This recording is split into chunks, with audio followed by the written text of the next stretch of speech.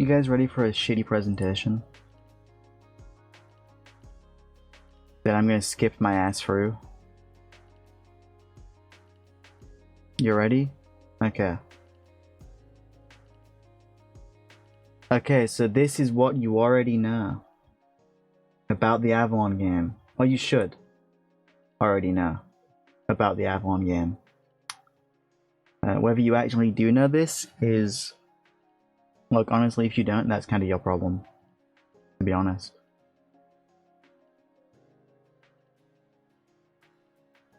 It's a turn-based RPG that features Avalon members and has some playable guest characters. And it also missed the playable test release date. My bad. That one's on me. Depression and real life hit hard.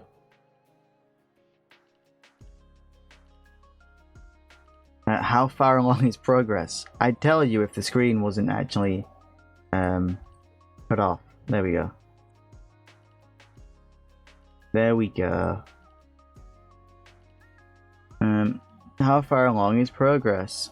The prologue is almost done.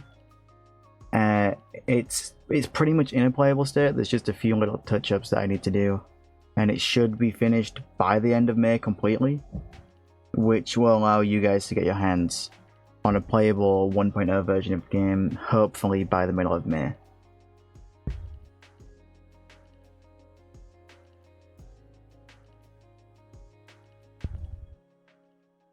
Squid, I don't think you've ever played the game.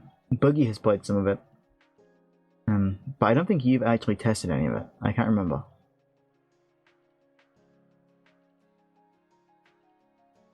You haven't? I think I was supposed to send a test version to Erica, but I think I forgot. I can't remember.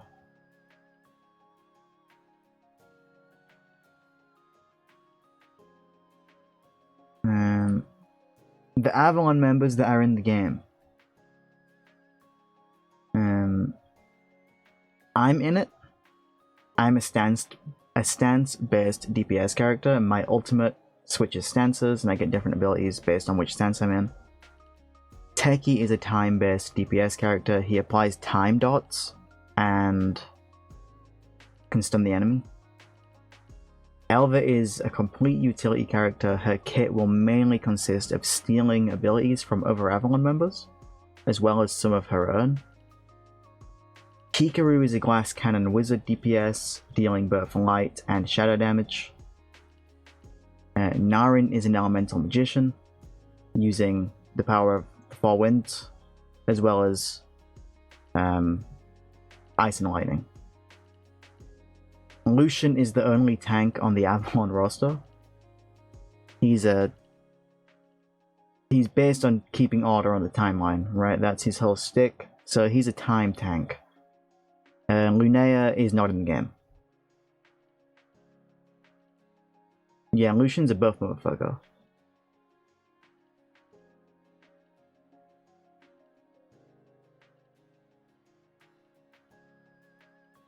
The guest playable characters. Gal Paladin is in here as a defensive tank. She's a paladin from space. Dranine is in here as an offensive tank. He's an earth dragon. And a fire dragon. He's one of them. He's cracked though. Justawani is in here as a witch. He's DPS. Celia Estrella of Astrolog is in here as a grenade launcher utility character where he throws different grenades that do different abilities. Like, some of them freeze, some of them heal, some of them poison, some of them just do damage. Lunar Projections is in here as a magical DPS. Chibi is in here as a water-based healer. And Junebug the Dragon is in here as a nature-based healer. Now, could there be more people in here? There very well could be. By the end of the release cycle, some people could get removed if they wanted to be removed later on. But a lot of NPC guests will appear in and around Avalon itself.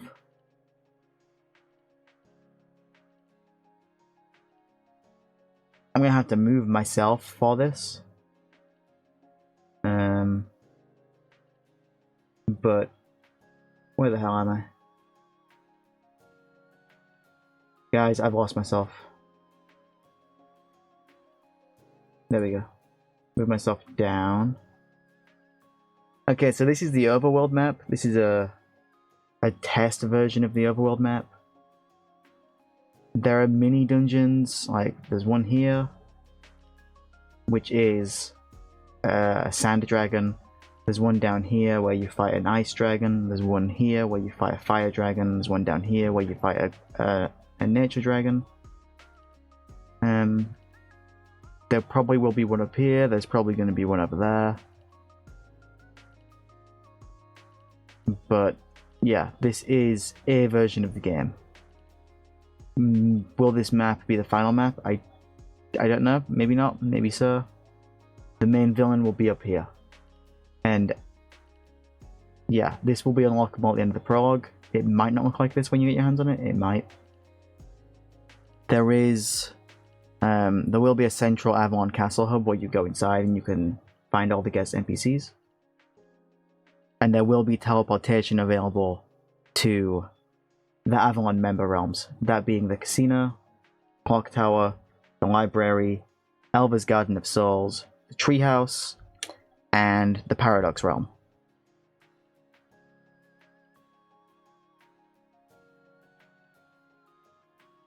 This is the combat system. The game uses a turn order system for battle. The turn order is affected by the character's agility. Characters like Techie have the ability to use a spell that can bring an ally forward in the turn order. Enemies also have weaknesses, and you can break them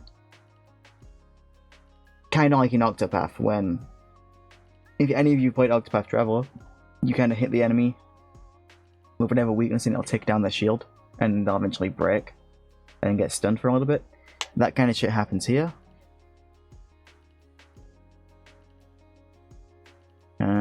But yeah, that's... the UI looks pretty, I guess.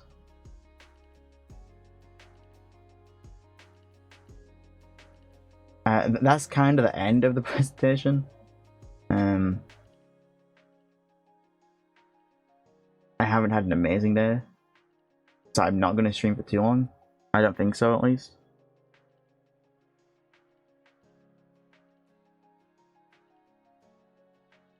But the very quick 15-minute presentation. What I will do is, hold on, we'll close that for a second. We'll bring this up.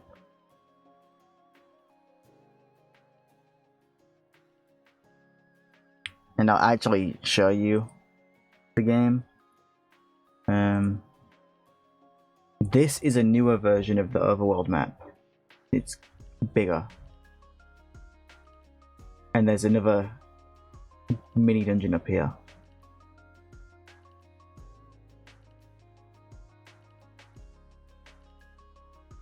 So you can see the changes I made on it since the one I just showed you on the presentation.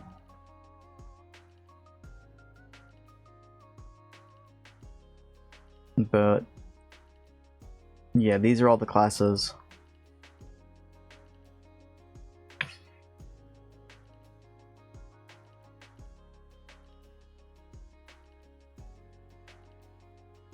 Yeah, I hope to actually be able to release it to you sometime soon.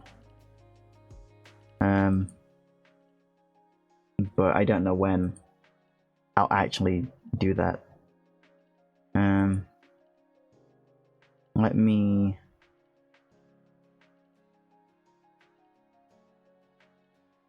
I would do a fight for you, but I don't want to. I can't bother. Yeah. Any questions from the two amazing people in the audience?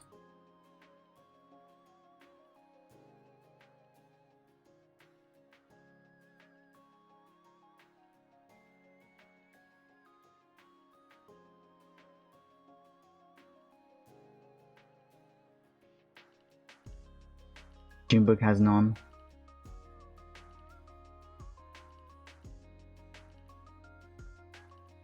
You actually have one. They're yelling at me saying, "Oh, actually," in all caps.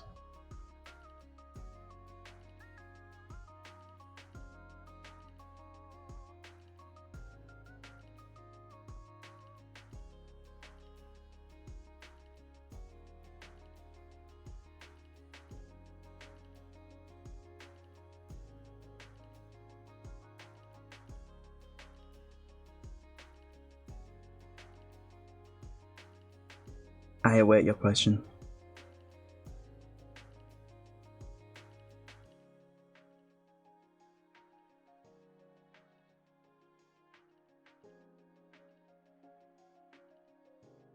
Is the game fun? I have fun making the game.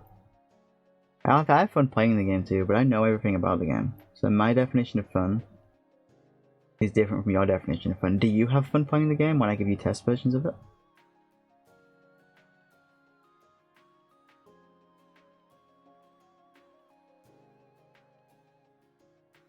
You have fun playing the game. Okay, a member of the audience has fun playing the game. That's pretty, telling, right?